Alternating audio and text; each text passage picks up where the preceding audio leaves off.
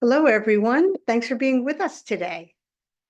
I'm Reverend Kathy Schmitz. I'm the president of our League of Women Voters of Orange County, and it's great to have you with us here on Zoom today. We are sorry that we couldn't all be together last week, but obviously Milton felt otherwise. So we are very grateful that three of our panelists were able to join us today. And so we are so grateful for you being here.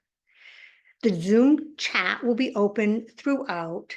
Remember that your comments will be visible live and also on the recording. Questions for the panel Q&A at the end may be submitted in the chat, or there'll be a chance to ask them verbally by using the raised hand reaction. The recordings will be available on Facebook, YouTube, and the Hot Topics page in a few days. I'd like to acknowledge our bronze sponsor, Cynthia McKinnon, and also our silver sponsors, Lynn and David Breslman, and our voting voices, Michelle Levy, Lori and Richard Wack, and Charlie Williams. And our visionary sponsor, Jennifer and Phil Anderson. As I hope you are aware, we have an opportunity to double your giving power for the next 3 weeks until the election. So please consider whether now is a great time for you to give a gift to support our mission of empowering voters and defending democracy. As we have a shortened program today, let's dive right into our discussion about Hispanic vote. It is my pleasure to introduce our moderator, Lisa Zayas. Lisa is the Latino Communications Director for Florida Watch, a digital-first research and communications organization that supports the progressive space in Florida. She divides her time between Puerto Rico and Florida at markets in which she manages projects for community, social, and political organizations that promote equity and social justice. She has a bachelor's degree in public communications from the University of Puerto Rico and a public relations accreditation from the Public Relations Society of America, PRSA. Lisa, thank you so much. Thank you. I am really happy to be here with you all today, and thank you for having me, and thank you all the panelists and participants for attending this event. Before we start our conversation, let me give you a little bit of a background on each of our participants. We have Cece Gonzalez Herrera here today. She's the advocacy coordinator for voting rights at LatinoJustice Puerto Rican Legal Defense and Education Fund. Originally from Venezuela, Cece relocated to Central Florida 7 years ago. She has worked on a variety of issues, including voting rights, immigration reform, gun violence prevention, and humanitarian aid. She's currently completing her bachelor's degree in political science at the University of Central Florida, where she's working on her thesis exploring the impact of banned books and censorship. She has worked with Global Shapers to fund and build free little libraries stocked with banned books and in underserved areas. Thank you, Cece. That's an amazing job. Ricardo Negron-Almodovar is also here. Hola, Ricardo. He was born and raised in Puerto Rico, and he currently serves as the Florida Senior Campaign Manager for All Voting is Local, a multi-state nonpartisan voting rights organization, and is the co-founder and chair of the Ambiente, an organization that promotes the holistic development of LGBTQ+ communities in Florida. Ricardo has a master's degree in education and in public administration and a Juris Doctor. He's a survivor of the Pulse nightclub shooting in 2016 that killed 49 people and wounded 53 others. He has since worked to empower the LGBTQ+ and Latinx communities, focusing on advocacy in support of Hurricane Maria survivors, language access, common sense gun legislation, and the protection of voting rights. We also have Carla Rivera, the Legislative and Policy Manager at the Alianza for Progress. Hola, Carla. focusing on youth mobilization and government affairs and campaign organizing. She was born and raised in Puerto Rico and moved to Florida in 2016. Carla completed her undergraduate studies at UCF in public administration, intelligence, and national security, and a dual master's in public administration and criminal justice. She has worked in higher education and local state governments where she has implemented ways to pay for education and innovative programs to assist the community. And then we also we had Samuel we don't know if he's going to be able to join us. Let me give you a little bit of his background as well. He's originally from Venezuela. He came to the United States at an early age, escaping political persecution from Venezuela's authoritarian regime. He has served as the Florida State Director at the American Business Immigration Coalition, the Human and Civil Rights Nonprofit Manager at AdBlue, and the Florida Campaign Manager at the Leadership Conference on Civil and Human Rights. He's also a board member of Alianza Center, the Hope Community Center, and the Venezuelan-American Caucus. He currently serves as the chair of the Orange County Democratic Executive Committee, and he completed a bachelor's degree from Princeton University and a master of public policy at the University of Oxford. We have big, important people here, so I'm really honored to have you and be part of this panel. So my first question is for all of you, all the panelists that are here. Young voters are expected to have a big impact on the 2024 election. Nationwide, nearly 42 million from the group known as Generation C, which is 18 to 27-year-olds, will be eligible to vote. Nearly half are people of color, and Latinos are 20%, 23% of that number. It's a lot. And then we have also 8.3 million young people that will be able to vote for the first time. What do you, given these numbers, what kind of impact do you think young Hispanic voters will have on Florida's election? Do you think they'll turn out this year? What is your take? Who would like to start? I'm happy to jump in as someone who's already passed that age range of 18 to 27. Definitely not a Gen Zer here.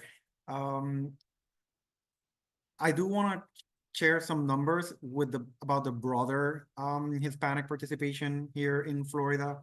So if we look at 2020, we had over 72% turnout just from Hispanic registered voters at the time.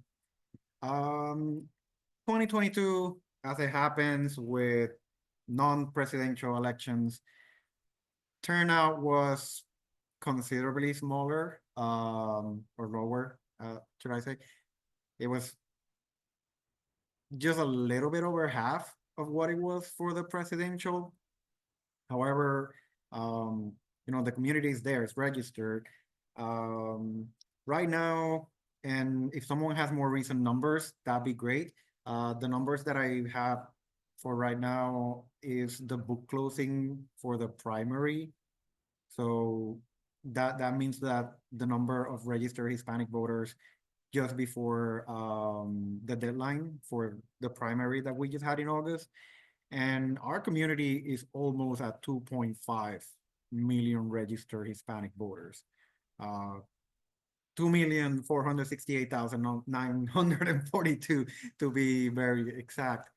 So that's for the primary, that was 18% of the whole voting block. So that's pretty impressive. Hopefully that actually translates to participation now. And I'll just chime in, I know that my time is almost up, is that based on previous numbers, the Hispanic community prefers to vote in person, whether early or on election day. So something to keep in mind as we're doing outreach and getting out the vote. And that's regardless of age, right? Okay, go ahead, Cece. Sorry, I just wanted to follow. Yeah, and I just wanted to add some context to like what Ricardo was mentioning in terms of numbers. When we put these numbers on perspective and we try to see what moves these people to go and cast a ballot, like what are the reasonings behind, it does mark a different age. Like the motivation for like our parents' generations tend to be a little different as the generation of the newer voters, understanding that every 30 seconds a Latino turns 18 and is eligible to vote, you understand that they have different needs in today's world. I do think that there is very important issues on the ballot this year beyond who is gonna take the White House. We're talking about that there is women's reproductive rights on the ballot and the legalization of cannabis. And those are popular issues among younger voters. So I do think those two issues will increase younger Latino participation, regardless if they're voting yes or no on those amendments. And there's this other factor of mixed status families. Like there is generations of Latinos in this country that their parents are either undocumented or green card holders. There are no citizens yet, but there's a lot of policies impacting their lives.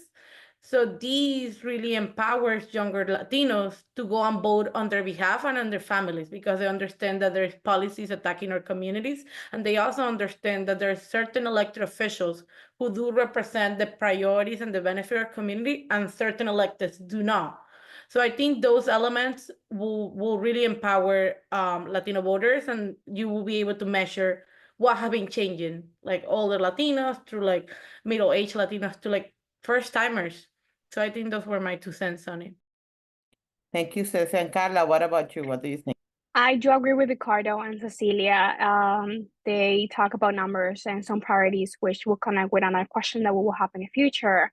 As younger generations, we focus on different priorities. The priorities that probably my dad and my grandmother have currently, they will never align with mine. The amendments are it's a pretty important issue nowadays because it's their rights. They're rights that, years ago we had those, and now this happens, right? Also the diversity that we have nowadays and the representation that we need as younger communities is part of what we're looking for. Like Cecilia said, we want someone who will vote for what we need, not what they think they need. It's really they represent the community, so we need to find someone who is a leader and who will find the right people on the right positions to say this community it's lacking education, this community is lacking resources. We need to focus on them, not only focus on specific communities that unfortunately they may have everything, but what about us? What about Hispanics that we're not black and white, we're in the middle. So that's part of how this is looking. I feel that younger generations are going to turn out a lot of things, specifically on the amendments. Amazing, amazing. So as young leaders in Central Florida, even though Ricardo says he's not young anymore, what do you believe is the most important or pressing issue facing the Hispanic communities when it comes to civic engagement or voter participation? I have my ideas, but I would like to hear from you who are like actually living it. So I can jump in if Ricardo and Cecilia don't mind. We have been knocking doors for the past month or so, and we have been noticing that the most pressing issue nowadays is education. We have media, we have family members, we have elected officials, we have candidates, we have neighbors who are talking about issues, the same issue but different wording, right? And what Puerto Rican culture we have a meaning for it. Probably Venezuelans, Colombians, Nicaraguans, they don't know what is it, or they probably have an idea but it's not correct. So the lack of education on amendments, on policy, on laws that are, they are confirmed by July. It's the main issue. Education is one of the problems that we're facing, and this is part of all generations. We're talking about older and younger generations. Fortunately, I feel that younger generations are more educated on some topics, but since they don't agree with some topics that older generations are in this, they're not in the same boat. So instead of being connected, they're not. Because if you don't agree with something, well, that's your problem, which it shouldn't be. But that's one of the things that I'm seeing by knocking doors. Jump in. I definitely agree with what Carla have been sharing, particularly on the topic of education. I mean, just having materials strictly translated to a version of Spanish, and I say a version of Spanish because even within the Hispanic community, there's different dialects and different something as common as in English, like ballot is just one word. In Spanish, we have multiple words for ballot. So depending on the audience that you're talking to, you have to update the type of materials that you're producing.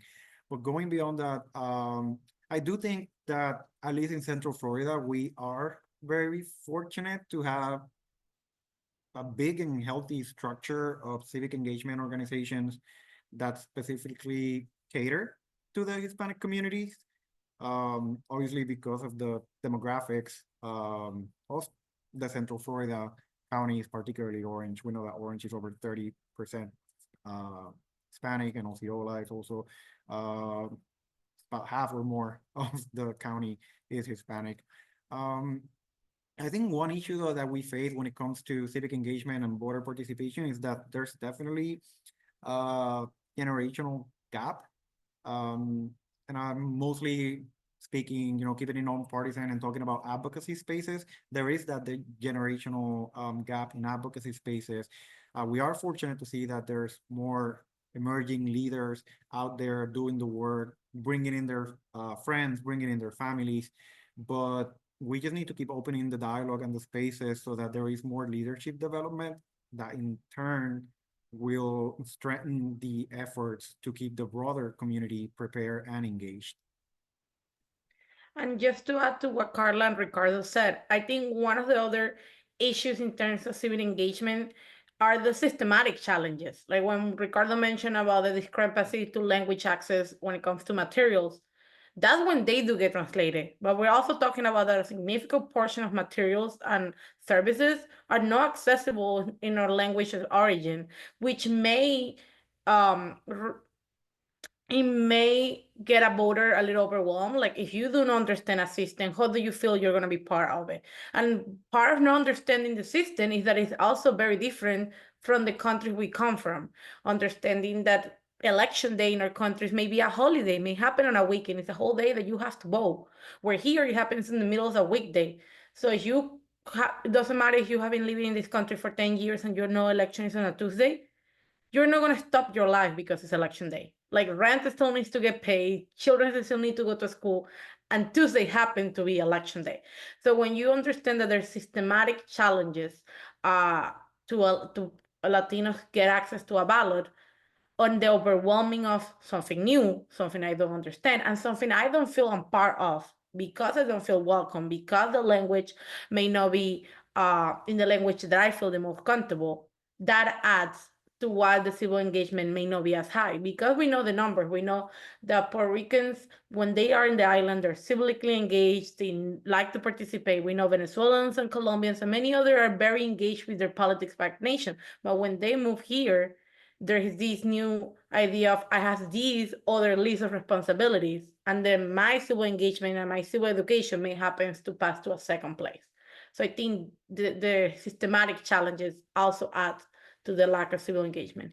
Yeah, I agree with all of you, and I also think I sound like a broken record, but I also think that the ballot can be overwhelming just to seeing it compared to like Puerto Rico one. I don't know. I know Ricardo and Carla know it. It's such a different ballot that it's like a challenge. It poses a challenge to people who don't know it. It definitely is systemic and systematic change. I think it's both. No, Lisa, speaking on the ballot, and fortunately here in Orange County, we do have a bilingual ballot, which is great. That's what we want. But also that means that the ballot is 4 pages long. Yeah. It's just overwhelming. It's like, oh my God, I can do this. I can do this. So now let's talk a little bit about diversity. You know that the Hispanic community is incredibly diverse. We use 7 different names for popcorn, with many distinct cultures and nationalities and experiences. How does this fragmentation, you think, impact the efforts to unify the community around common causes? And what can be done to bridge those divides? Who wants to jump in? I can go first. I will do it from the grassroots perspective and from the campaign side of the thing. When many campaigns and many efforts try to think of Latinos as a monolith. Like, okay, all Latinos, they all like this. And in certain things we agree, but as you mentioned, we cannot even agree on how to call popcorn. Like we can't even be able to agree on the one simple thing. How do you think we're gonna agree on who should be our elected official? And these have way more deeper reasons, like country of origin, how young you came to this country, or how old you moved to this country, what is your level of education, and also what were the circumstances you moved to this country for.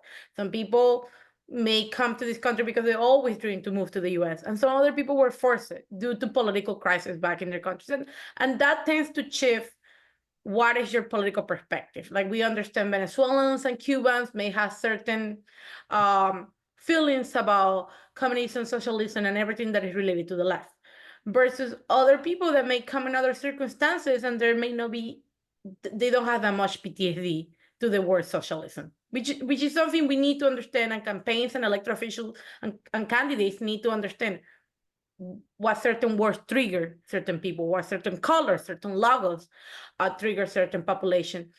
But I think what it will build a bridge between us is the idea that we all came to this country because we wanted a better life. Disregard of what is your definition of a better life, because certain people will think that a better life is something and we may disagree, but we all came looking for that, looking for opportunities and a safer community. So I think when we start looking off, okay, and I acknowledge your difference, I recognize we come from different places and we have a different way to see it, but we all have this one goal, which is making our city safer, making our families prospect, and giving a better future to ourselves and our next generation. I think when we take that approach of acknowledging our different backgrounds, but also recognizing that we have a common goal, they will be a stronger, a more civil engaged, like we will be able to build the so-called political power that Latinos will be if we all agree. I can jump in, Ricardo, if you don't mind. Cecilia, you said everything. I don't have to repeat what you just said. However, I feel that in order to unify the community, and this is something that it will be pretty complex. Nowadays, it is complex in any type of topic, even popcorns. Is the fact to find one message and try to convince the Hispanic community with their dialect, right? Using that one message will literally unify the community by understanding with the language what it means, try to find why they came here. Why is the purpose of working every day, of raising their kids, or finding a new home, finding a new community? What do they want? What inspired them to do this every day? And in order to do this one message, as organizations, we just need to figure this out. You know, Amendment 4, for example, they have a message. They know that it's a topic that it's important. It's one of the most important topics now in this election. How can we convince the community by saying this is the decision of the mother, but also the family? Like, we have different cultural views, we have different perspective, we have different morals. Like Venezuela, it's just that we're Hispanics, we're the same, but we're not the same. We come from different backgrounds, and that's what we as younger generations are trying to work to find one message that will represent all of us by understanding what does it really means. What do we want in these higher seats? And it's not even the presidential election. We're talking about local and state, because the president doesn't do everything. Like the things that most affect us is local and state. And this is what we have to work on. I think the one message for everyone is part of how we can unify the community as a whole. Thank you, Carla. What about you, Ricardo? What do you think? I don't have much more to add to what Cecilia and Carla said. They both hit the nail in the head pretty much. Messaging, I think has been like the recurring theme in what they both said and what I wanted to also mention. It's just such an important component, but it has to come from the communities that we want to impact, right? To target. There's obviously scarce resources, so we try to be as general and as catch-all as possible, but that doesn't always work. So I think to the extent possible, whenever we can, we should have the voices of those that we are trying to move from A to B or whatever the message is involved in those conversations, because communities are going to trust people who represent them.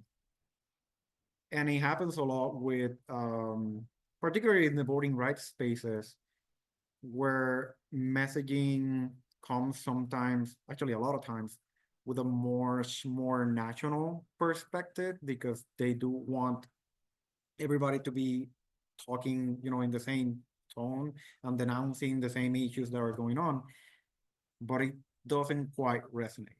Like, for example, a term like the big lie, if you translate it to like la gran mentira, like that could be anything. It sounds Mhm. like a husband cheating on a wife or something, right? Like, Right.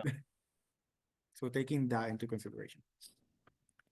Okay, thank you. So I think Carla touched on this a little bit before. So what are the top voting issues in Hispanic communities? How do you think those differ from the general voting population? And this is when you touch on it, Carla. How do you think do young voters have different priorities from their parents and their grandparents? Like, how can you summarize all of that? Yes, I'm ready for this question. When I saw it, I was so excited. Thank you, Lisa. And also, I just have so many thoughts right now. So the priorities throughout generations, they change. Nowadays, I'm 25 years old. Well, I'm gonna be 25 years old in 15 days. I need infrastructure, I need housing, healthcare, and it's not only for me, but for my future kids, right?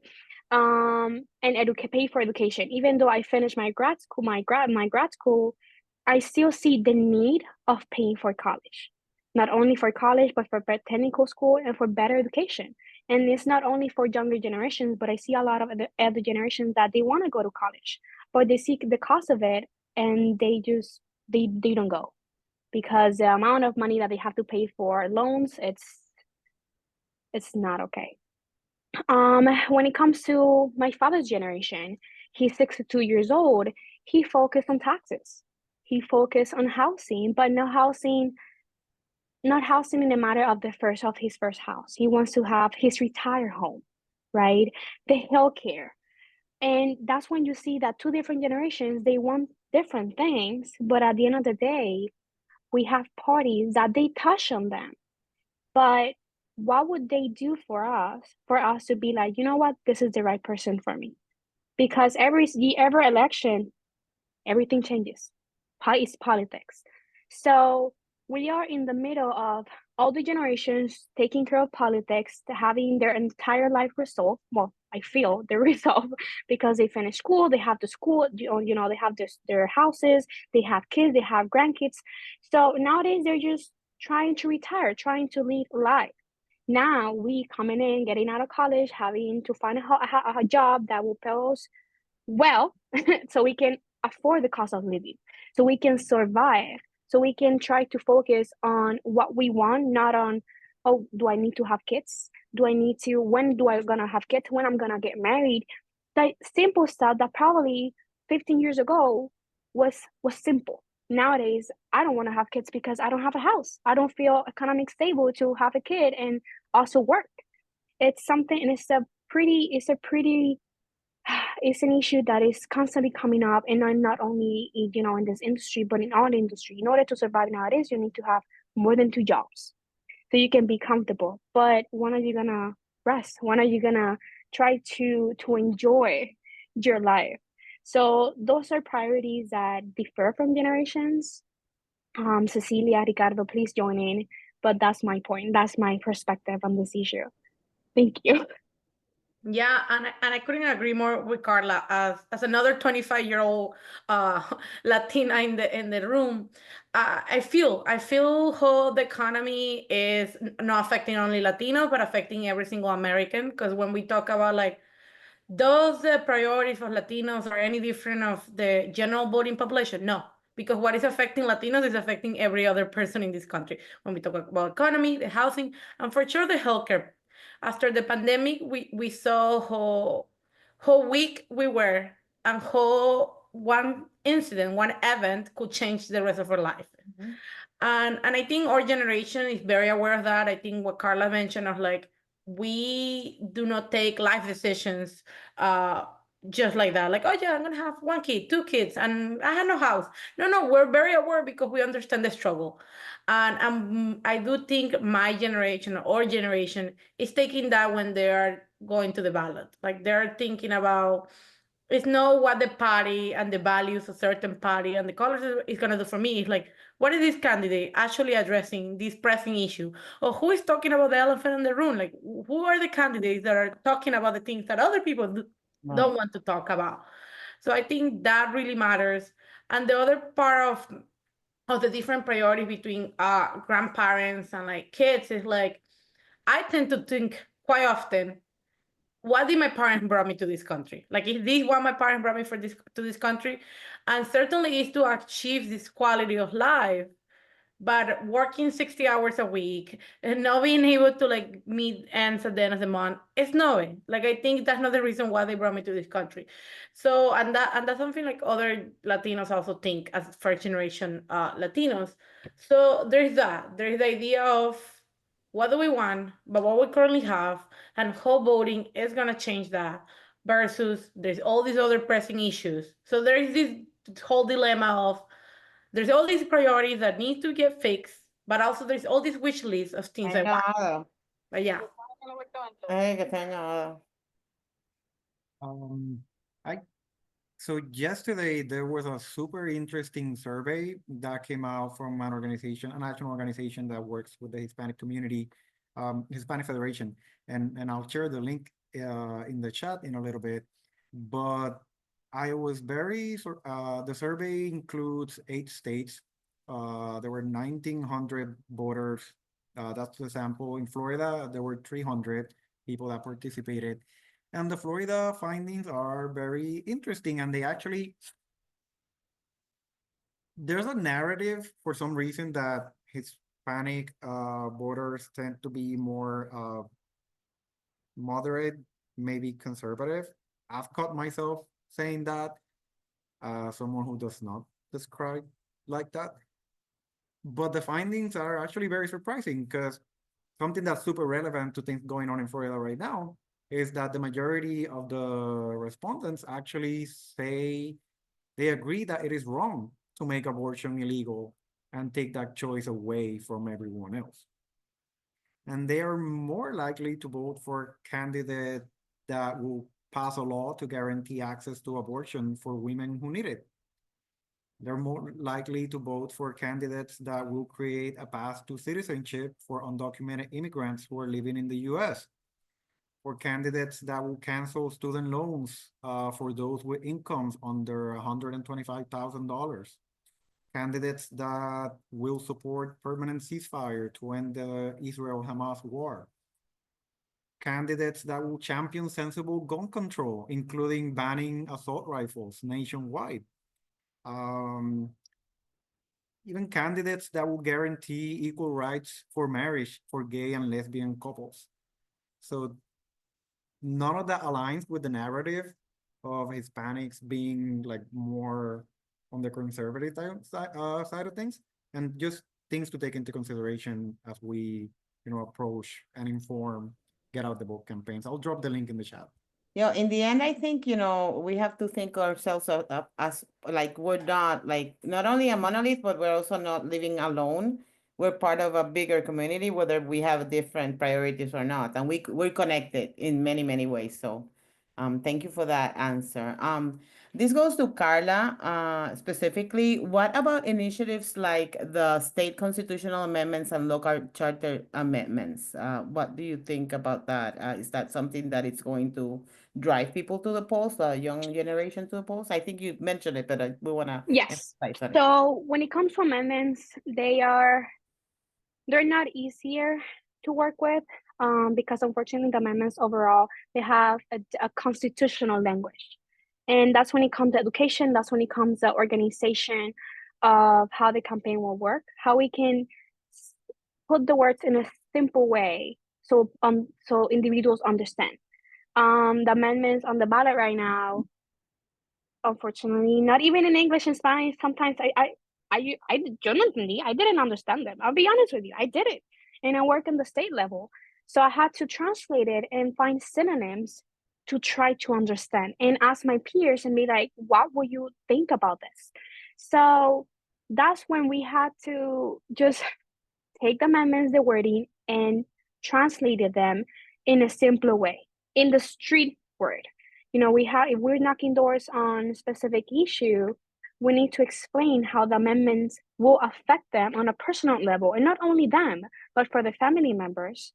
But also let them know this is how it's going to look like. This is how the amendment will look like on the ballot, which is a whole different language. This is what it actually means.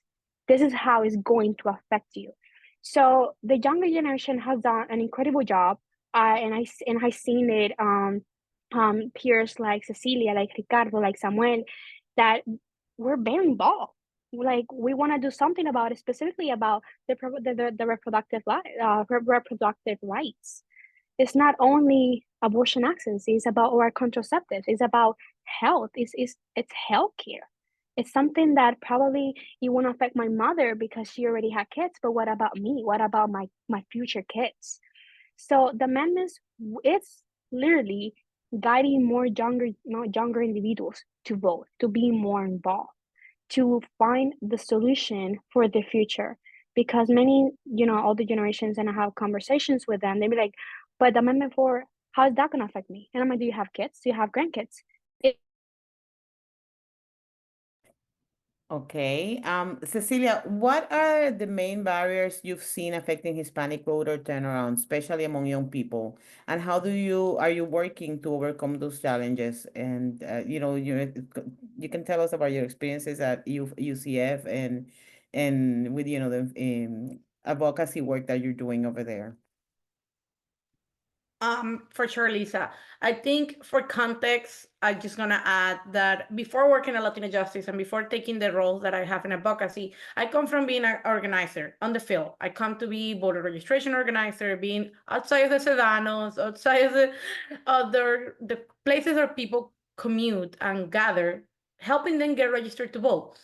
We saw how the Florida legislation had a whole racist agenda. They have these anti-immigrants discriminatory set of bills, including one that was targeting third-party voter registration organizations that prevented non-citizens from engaging on voter registration efforts.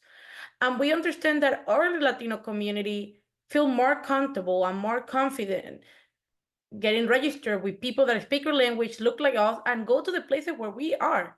Like, it's very unlikely that one day you're going to wake up and you're going to say, I'm going to drive to the DMV just to get registered to vote, versus you are at Bravo Supermarket grabbing your cafecito and this person said, hola mami, ¿tú estás registrada para votar? And you are like, no, I'm too busy, but this person helped you. We're like, okay, we're going to do it. But then seeing that the state and the legislature are attacking this, it seems like they do see the power that we represent. And they know that one of the ways to dilute the power of Latinos voting is not even getting them registered to vote. So they're like, okay, they had a plan. They say, we're gonna attack these people from step 1. We're gonna prevent them from getting registered, so they are not gonna have access to the ballot. So to that, LatinoJustice, along with the LCLU, we filed a federal lawsuit representing Poder Latinx, Hispanic Federation, and other plaintiffs. And the judge find these unconstitutional. They say we cannot discriminate people based on their citizenship status.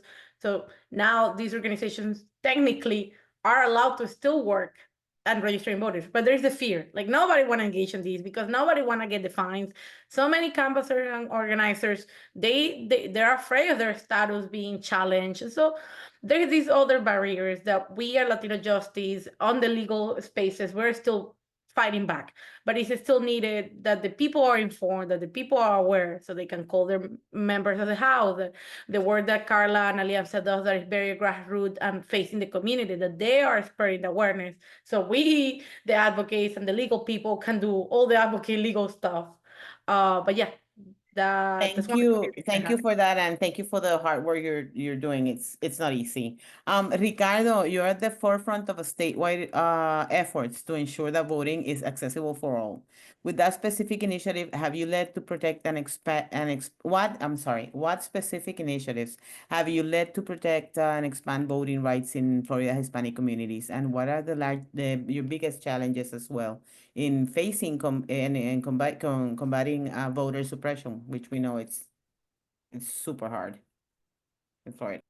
And super quick before jumping into that, I actually want to expand a little bit on what Cecilia was mentioning about provisions that intended to prevent non-citizens, even if they were authorized to work legally in the United States, from actually participating in civic engagement efforts, like handling and collecting voter registrations. Like that would have dismantled so many of the organizations that are Hispanic led and that work with the community. And that's part of a broader anti-immigrant trend that we're seeing, not just in Florida, but also nationwide, which has now escalated to claims that thousands and thousands of non-citizens are voting across the states without offering any evidence, because it's just more conspiracy theories.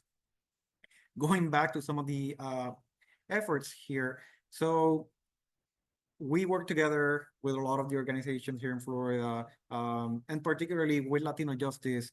Our Voting is Local Action has been pushing for reform in terms of language access across the state, because not every county is mandated to offer the same level of assistance to Spanish-speaking voters and to voters that speak other languages. So we filed a bill for 2 years now, trying to have more uniformity across the state, and it's also being included in a broader Voting Rights Act for Florida, so we're gonna keep pushing for that. We've also put together with LatinoJustice a white paper that details all of the differences in assistance levels across the state, and I'm happy to share that in the chat in a little bit. Training volunteers whose preferred language is Spanish so that they can go out there and protect the vote. No, I'm working with Cecilia in different trainings this next couple of weeks to make sure that we have monitors out there. And of course, creating materials that speak to the community in the language of the community. So we have multiple sites that voters can use with key information to request their vote by mail ballots, a new one now for storm impacted voters, so that they can have the information they need to make sure their votes are counted. We still have so much to cover, and I want to, I ask a couple more questions to you guys. Carla, what legislative priorities are you pushing to address disparities in voter access within the Hispanic communities? And how can organizations like Alianza for Progress work together with other groups to create a unified strategy for voter engagement? We were part of the suit towards the governor because of the unfairness of having, undocumented immigrants or aliens for him to be helping people to EOTB, right, and register to vote. So for this year, we're planning to have not constitutional amendments, but pushing priorities, including having more people working on the streets, working not on the streets, but working like knocking doors, texting, phone banking for the same reason. And it's not only to start for the election year, but start now. After elections, who voted, who didn't vote, why they didn't vote, why these people just didn't motivate themselves or didn't get the motivations that we're trying to get them to vote, or just talk on what's going on. Also, priorities that we're also pushing as an organization, we focus on climate, we focus on gun violence prevention, not gun control, but focus on specific strategies to prevent the catastrophe that we have because of gun violence, of course. We're focusing on reproductive rights, we're focusing on affordable housing, and the civic engagement part.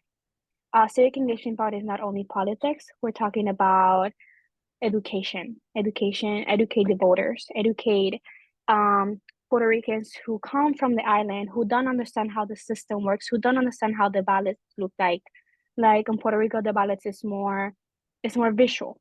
We don't have that visuals. We have more wording, constitutional wording, that if you're starting to learn the language or you have a basic foundation of the English, you will never understand for it. So that's why we do educational videos. That's why we try to speak as much as we can with the community by using our events, using our social media, word to word, and canvassing. Perfect. So if that's second to last question, and this one is for all of you. 1/3 of Orange County's population is Hispanic. In Osceola County, it's more than half of the population. What changes are needed in just these two counties to accommodate that kind of growth when it comes to voting and elections? Who wants to jump? Well, I have a wish list. Like I really have a wish list that every time I meet with the supervisors elections. One is the high need of more Spanish and Creole speaker poll workers. Like we need poll workers that speak Spanish and poll workers that speak Creole so they can assist our growing populations in both counties. And as well with assisting is creating more early voting locations in both counties. Like there's large population development in South Osceola, like when you see Davenport, like Poinciana, like, and there's not enough early voting locations for those. Like we literally have deserts. Like the closest will be 35 minutes, and that is a challenge. I think the other one that I have, and it's not as easy or as simple.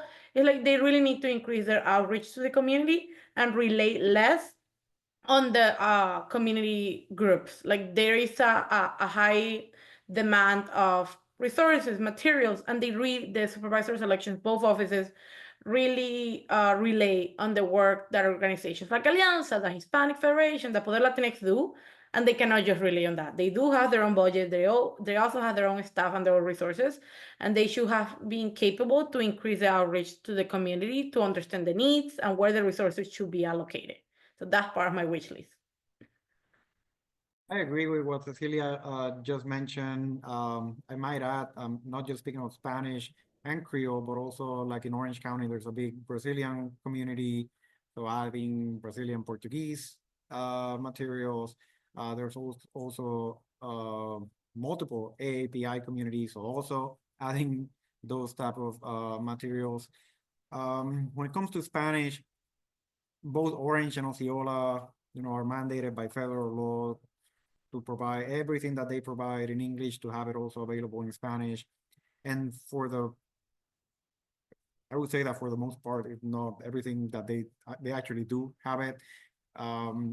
But it's not just enough to have translation, right? You also need to have much more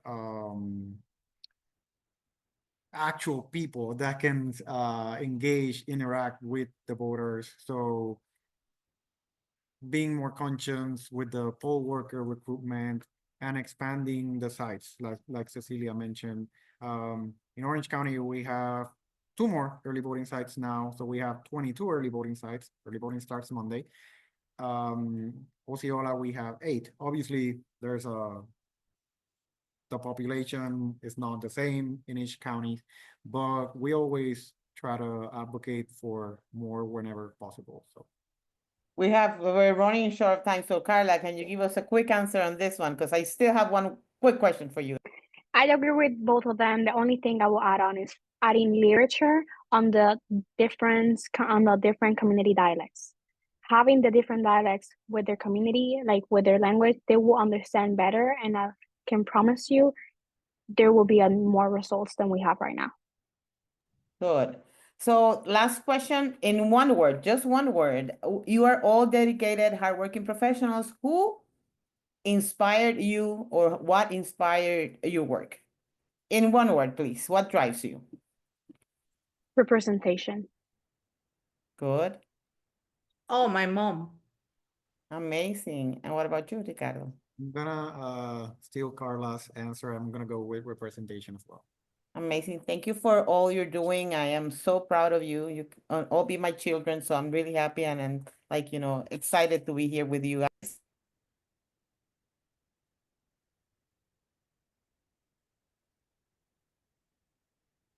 Lisa, ten on mute.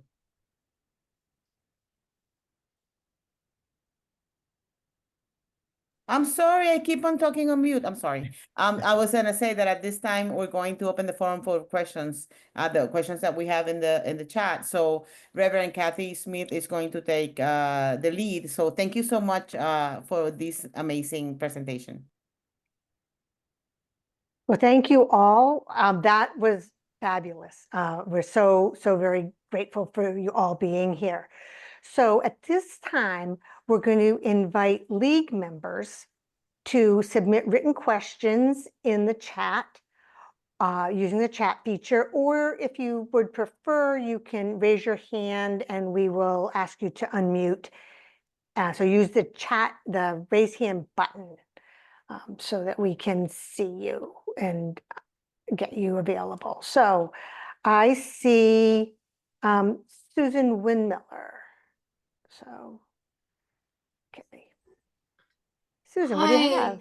Hi, everybody. This has been such a wonderful, I would say, beginning discussion for the League of Women Voters.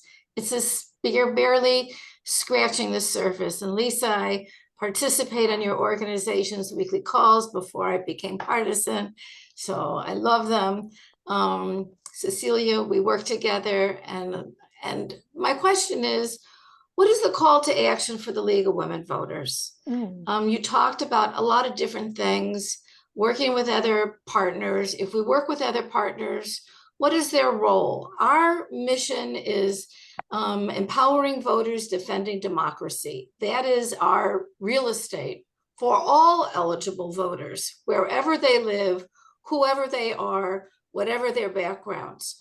So how can we effectively work with you to increase the Hispanic and Latino participation in elections? Where do we start? If you were to tell us three things, what are the three things we should do? One, I will say, let the smaller Latino organizations utilize some of your resources. Like you guys have a great website, you have a great mailer list. It will be great if you help us amplify some of the information that we have. Second, I cannot tell you what each organization needs, but try to coordinate and ask them, hey, do you need some capacity to make calls? Do you need some capacity on the polls? LatinoJustice is working with the Seminole County League to have some poll workers, some poll monitors in Seminole. So it's certain things like that. And the third thing I will say is never be open to the feedback and take it as it is. It's never an intention that we are trying to tell you to the league how to do the work better. If you're coming to ask us, how do we think the approach, the outreach should be? It's because we come from the ground and we have seen it, what it works and what it doesn't. And you know, it's not criticism. It's just an idea that how we can work to make Latino participation in Orange County even stronger. Great. And we If I have, might chime in super sure. quick, I had a great opportunity to collaborate with the league in Palm Beach, because I do a lot of our work with the South Florida counties. And I was invited by them to attend a senior living facility to help out with their vote by mail requests, speaking to the seniors that prefer to speak in Spanish.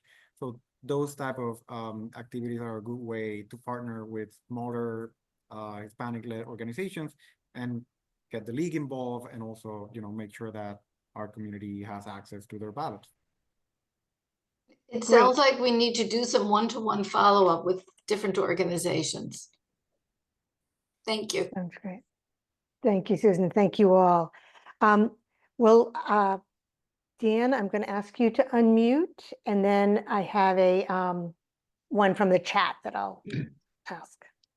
Thanks, everyone, for having this important discussion. I think that when I'm a candidate for supervisor elections, I think about the growth of the county, and I think about how we have a third of the county that identifies as Hispanic.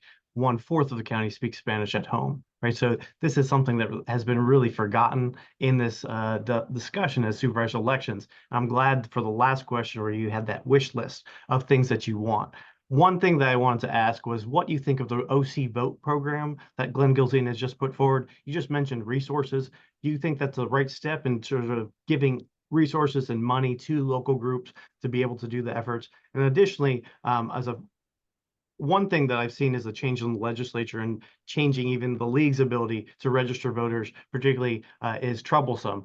One initiative that I hope to implement is having deputies of supervisor elections office at voter registration events so that you guys don't have the problem of collecting the paper. The supervisor elections can do that. So two questions. One, what do you think of the OC Votes program? Two, what do you think of having somebody from the office collecting those paper ballots? And then just generally, what can a candidate for supervisor elections do to be better engaged with this community as it grows over the next 10 years?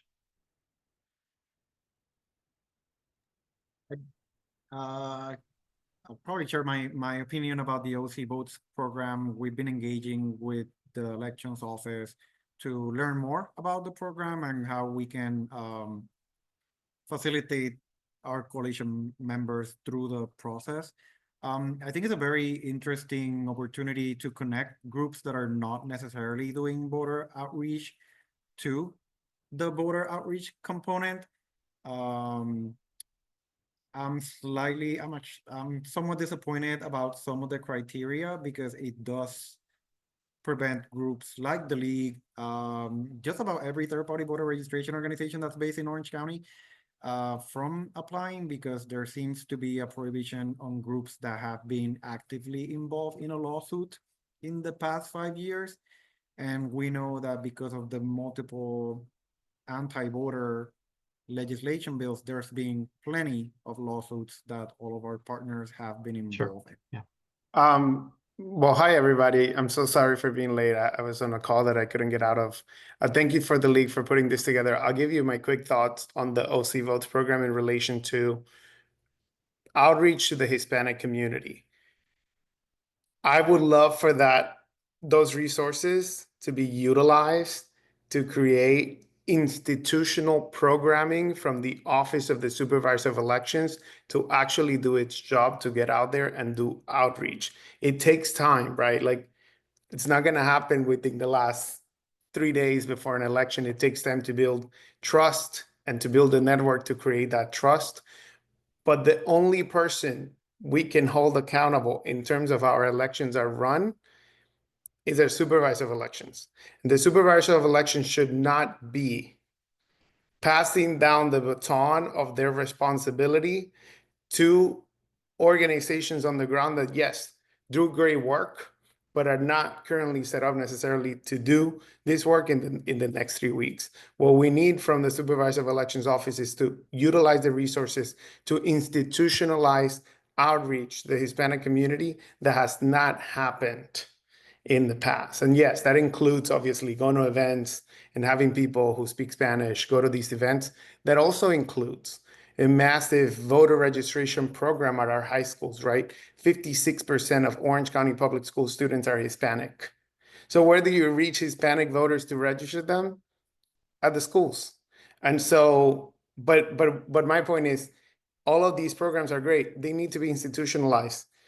Cannot be, we're going to give $1,000 here, $1,000 there. It needs to be, we're going to use the full power of this office to really advance outreach to the Hispanic community. Okay, great. And Samuel, thanks for joining us, even though you couldn't be here at the beginning. We're so grateful for you popping in. We've got 2 more messages that I got on chat, and then Susan, in a minute after we do those 2, we'll let you be our last question. So one question is, how do you feel that social media has impacted young Hispanic, Latino, Latina voters? Anybody want to take that?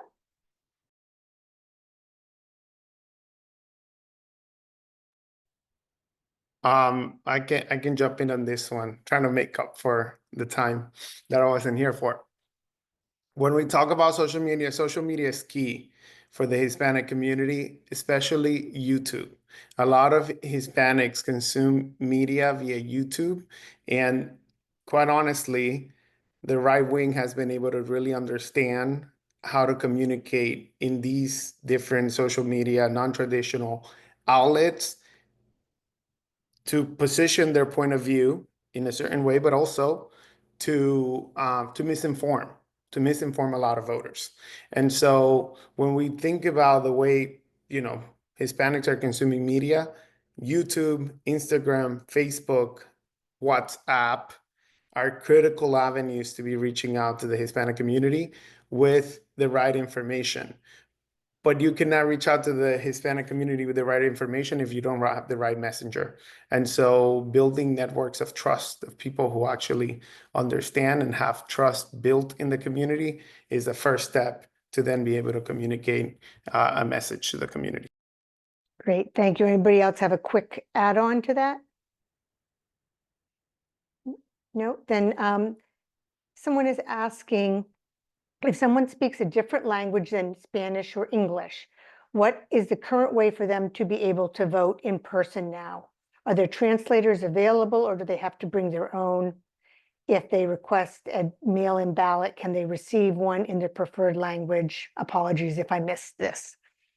So you mentioned Portuguese earlier, and the Asian languages. Yeah, so I mean, every county is gonna have an English and a Spanish ballot.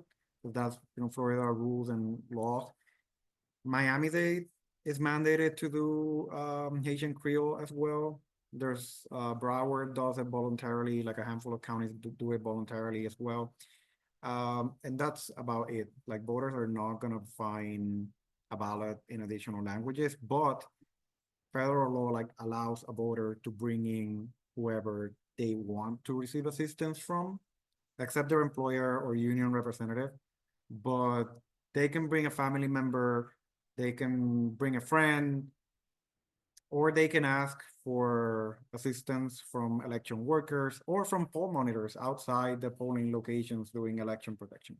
So that's a right that's guaranteed by the Voting Rights Act.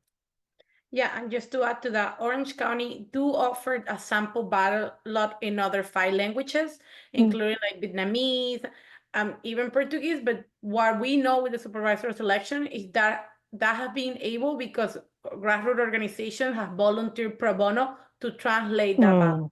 So because they're not required by law, certain groups have organized themselves to help the supervisor's election assist those communities. And I think that's what the work that Ricardo, myself, and many others in this call do is very important when it comes to the local advocacy, because we're trying to expand what services and what resources they do get available in their native language beyond Spanish and beyond what they're required.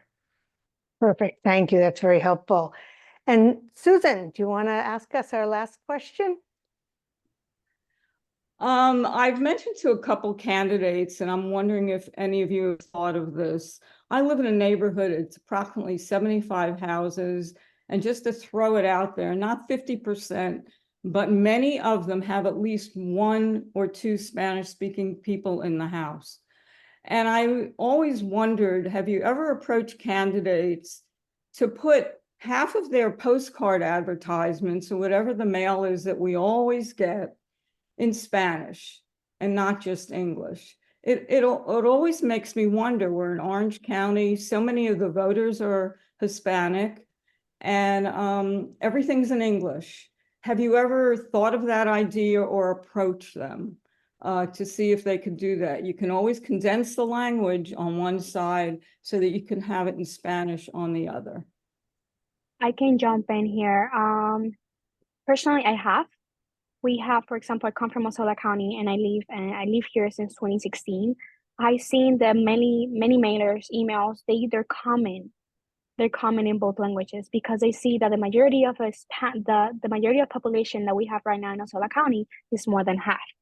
So in order to have the Hispanic community convince, their priorities, their values, and anything, they need to send it in Spanish.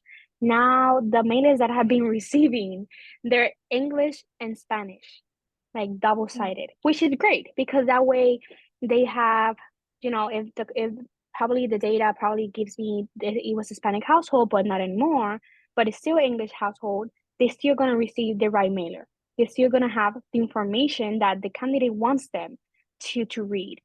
So yes, it's one of the things that, at least in Osceola County, many candidates have been doing that since primary. And I can jump in on this one. In Orange County, I do think it's a little different because the Hispanic community is more concentrated. So you're gonna have some districts where, quite honestly, it doesn't make sense to have a bilingual piece to be sent out, websites, for instance, should be bilingual, and a lot of information should be bilingual. The one thing on the other end that I do tell candidates is never have a Spanish only piece. You have to make it bilingual because 75% of the Latino population prefers English here in Central Florida. And so, yes, we need to be reaching out that 25%, but we cannot make assumptions that all Hispanics are going to prefer communication in Spanish. A lot of the people here that are Hispanic were actually born here. And so we had to also be a little careful on how that's done. So the preference should be bilingual piece that includes some information in Spanish and the information in English. But I've also had to tell candidates don't do Spanish only, because then when we're out door knocking, talking to voters, it's impossible to know by just the last name whether they're going to prefer the Spanish or the English piece. Yeah, it is impossible to know. I used to live in a foreign country, and although people may know day-to-day Spanish and know how to have a conversation, they don't necessarily know the political language. And that's why I'm saying it would be important to translate it. Okay, and we'll let Carla have the last word here, and then we'll close.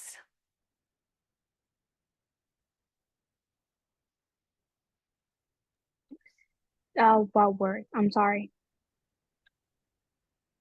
Oops, you had your hand up? Did you want to say? No, I lower my hand. Oh, okay, great. In that Sorry. case, I will just mention that vote411.org, which is our nonpartisan website that has all your candidate and all your ballot questions, and you put in your address and you get your ballot and all of the things to compare, is available in both English and Spanish. So that may be useful to some people.